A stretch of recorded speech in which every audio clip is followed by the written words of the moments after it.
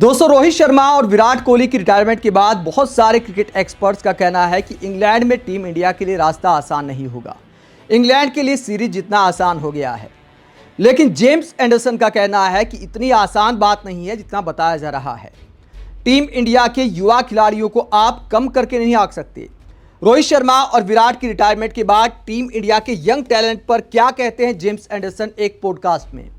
Anderson ने कहा कि अगर मैं ईमानदारी से कहूं तो मेरे करियर में ये बहुत बार हुआ है कि 18 महीने पहले ही एशेज की प्लानिंग शुरू हो जाती थी और लोग सामने वाले मैचों को भूल जाते थे। इंडिया के खिलाफ सीरीज बहुत मुश्किल होगी, भले ही वो हमारे होम ग्राउंड पर हो। वो बहुत स्ट्रॉन्ग टीम है। हाँ, उनके 2 बड़े खिलाड़ी अभी भी रिटायर हुए हैं। रोहित शर्मा कप्तान नहीं है और कोहली जैसा टेस्ट बैटर शायद ही कोई हो, लेकिन उनके पास टैलेंट की कोई कमी नहीं है।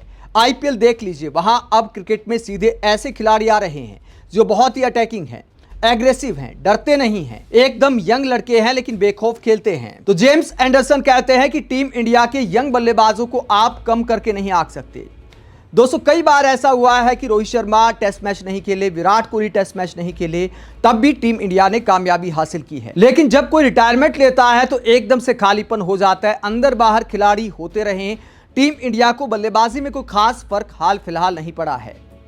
लेकिन इंग्लैंड के हालात मुश्किल होते हैं, गेंद स्विंग करती है और टीम इंडिया के लिए सबसे राहत की बात यह है कि खुद जेम्स एंडरसन अब रिटायर हो गए हैं, तो ये थोड़ी राहत की बात है। एंडरसन जैसा असर बाकी गेंदबाजों में नहीं है, ये एक सच्चाई है। लेकिन फिर भी इंग्लैंड के हालात में बल्लेबाजी बिल्कुल आसान नहीं होने वाली। रोहित शर्मा विराट होते तब भी ये सीरीज काफी मुश्किल होती, अब नहीं है तब और ज्यादा थोड़ा मुश्किल मान सकते हैं। दोनों रिटायर हो गए हैं तो अब युवा बल्लेबाजों के सामने चुनौती और ज्यादा मुश्किल है। लेकिन कुल मिलाकर ये चुनौती मानसिक रूप से ज्यादा है। अगर टैलेंट की बात करें, टेस्ट मैचों में प्रदर्शन की बात करें, तो टीम इंडिया के पास ऐसे बल्लेबाज हैं जो डोमेस्टिक क्रिकेट में अच्छा करके आए हैं। अगर करुण नायर को मौका दिया जाता है तो मिडिल ऑर्डर में वो जगह ले सकते हैं। इसके अलावा अजिंक्य रहाणे भी अच्छा प्रदर्शन कर रहे हैं। अगर दोबारा से लौटकर वापस आते हैं सिलेक्टर्स पुराने धुरंधरों के पास, अजिंक्य रहाणे ने इंग्लैंड में, ऑस्ट्रेलिया में वहां पर अच्छा किया है। स्ट्रगल जहां किया था वो भारत की पिचों पर किया था। ऐसे में अगर एक बार फिर सिलेक्टर्स कंसीडर करते हैं अजिंक्य रहाणे को या फिर चेतेश्वर पुजारा को, तो थोड़ा सा अनुभव भी आ सकता है टीम इंडिया में। जेम्स एंडरसन कहते हैं कि भले 2 बड़े खिलाड़ी रिटायर हुए हैं, लेकिन इंडिया को आप हल्के में नहीं ले सकते। वहीं मोइन अली शुभमन गिल को कप्तान बनाने को लेकर क्या कहते हैं? वो कहते हैं कि मुझे लगता है कि शुभमन गिल कप्तान बन सकते हैं। आदर्श रूप से वो जसप्रीत बुमराह को बनाना चाहेंगे क्योंकि वो बहुत अच्छे लीडर है और पहले कप्तानी कर चुके हैं। लेकिन उनकी इंजरी हिस्ट्री को देखकर शायद बोर्ड को डर है कि वो पूरी सीरीज ना खेल पाए। शुभमन गिल ने अब तक टेस्ट मैच में अच्छा किया है और आईपीएल में भी गुजरात टाइटंस के लिए कप्तानी कर चुके हैं, तो वो अच्छे कप्तान हो सकते हैं।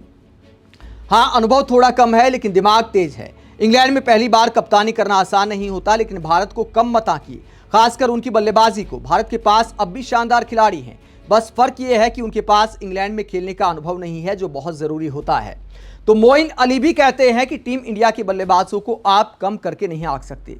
दोस्तों, चाहे यंग बल्लेबाज हों चाहे पुराने बल्लेबाज हों, टीम इंडिया के पास अच्छे टेक्निकल बल्लेबाज हैं, इस बात में कोई दो राय नहीं है। बस इंग्लैंड के हालात में खेलने का अनुभव नहीं है, जैसा कि मोइन अली ने कहा। तो मोइन अली भी इस बात को मानते हैं कि टीम इंडिया के यंग बल्लेबाजों को आप कम करके नहीं आंक सकते, उनके पास भी अच्छी टेक्निक है।